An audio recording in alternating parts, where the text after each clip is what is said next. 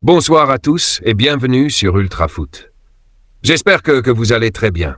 Dites-moi dans les commentaires depuis quel pays vous regardez cette vidéo. Haïti, France, Canada, États-Unis, République dominicaine ou ailleurs dans le monde. Aujourd'hui, nous allons parler d'un sujet qui fait énormément débat chez les supporters haïtiens. Une question qui revient constamment lorsqu'on parle de la sélection nationale. Qui est le meilleur attaquant haïtien actuellement entre Dokens Nazon, Franz Di Piero et Mondi Prunier. Trois profils différents, trois styles de jeu différents, mais un seul objectif. Faire gagner Haïti et porter les Grenadiers vers les plus grandes compétitions internationales. Depuis plusieurs années, Dokens Nazon est considéré comme l'un des visages emblématiques de la sélection haïtienne. Son expérience, son leadership et son efficacité devant le but lui ont permis de devenir l'un des attaquants les plus respectés de l'histoire récente du football haïtien. De son côté, Franz Di Piero s'est imposé comme une véritable force physique, capable de faire souffrir n'importe quelle défense grâce à sa puissance, son jeu aérien et son sens du but. Quant à Mondi Prunier, il représente la nouvelle génération. Un joueur ambitieux qui cherche encore à s'installer durablement parmi les grands noms du football haïtien, mais qui possède déjà des qualités très intéressantes. Alors aujourd'hui, nous allons comparer ces trois attaquants sur plusieurs critères. Leur efficacité devant le but, leur impact en sélection, leur niveau en club, leur qualité technique, leur mentalité et leur importance pour l'avenir de l'équipe nationale. Installez-vous confortablement, car ce débat promet d'être passionnant. Commençons par Dokens Nazon. Lorsqu'on parle de l'attaque haïtienne de ces dernières années, son nom arrive immédiatement dans les discussions. Nazon a su gagner le respect des supporters grâce à sa régularité et à son engagement sous le maillot national. Ce qui impressionne chez lui, c'est sa capacité à répondre présent dans les moments importants. Il possède un excellent sens du placement, une bonne qualité de frappe et surtout une grande intelligence de jeu.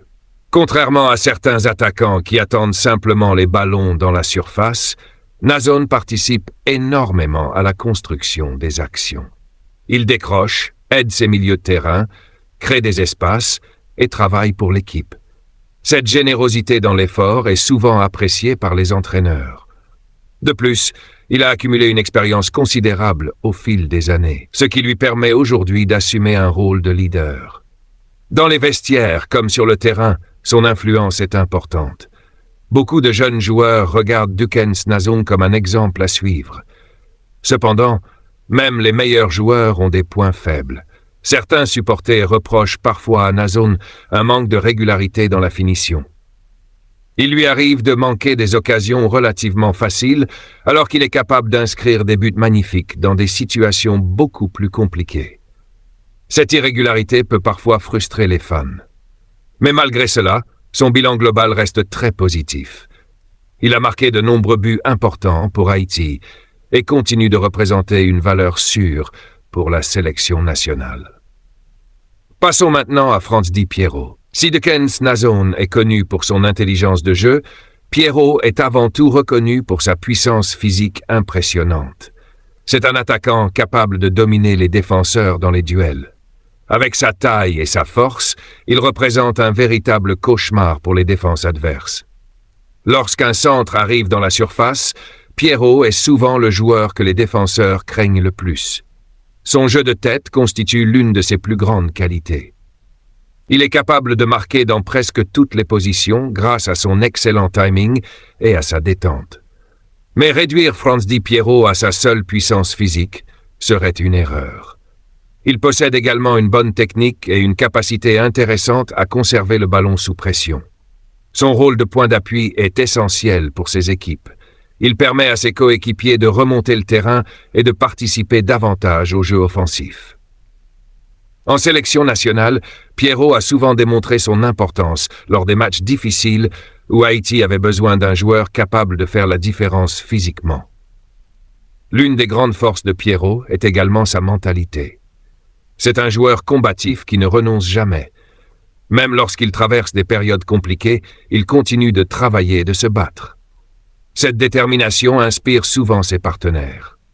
Néanmoins, Certains observateurs estiment qu'il pourrait encore progresser dans certains aspects techniques, notamment dans la vitesse d'exécution et la mobilité. Face à des défenses très rapides, il peut parfois rencontrer davantage de difficultés. Malgré cela, il reste aujourd'hui l'un des attaquants haïtiens les plus redoutables. Parlons maintenant de Mondi Prunier. Contrairement à Nazon et Pierrot, qui possèdent déjà une longue expérience, Mondi représente davantage l'avenir. Son parcours est différent et son profil attire de plus en plus l'attention des supporters. Ce qui plaît chez lui, c'est sa vitesse, sa spontanéité et sa capacité à provoquer les défenseurs. Il joue avec beaucoup d'énergie et n'hésite jamais à prendre des risques. Cette audace peut parfois faire la différence dans un match fermé. Mondi Prunier possède également une bonne qualité de déplacement. Il cherche constamment les espaces et tente de déstabiliser les défenses adverses. Son potentiel est évident et beaucoup de supporters pensent qu'il peut devenir un joueur majeur pour Haïti dans les prochaines années. Cependant, il lui reste encore du chemin à parcourir pour atteindre le niveau d'influence de Nazon ou de Pierrot. L'expérience joue un rôle très important dans le football international et Mondi est encore en phase de progression.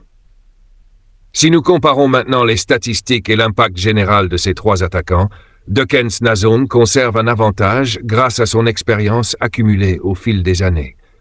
Son parcours en sélection nationale lui permet de bénéficier d'une crédibilité importante. Il a déjà vécu de nombreuses campagnes internationales et sait gérer la pression des grands rendez-vous.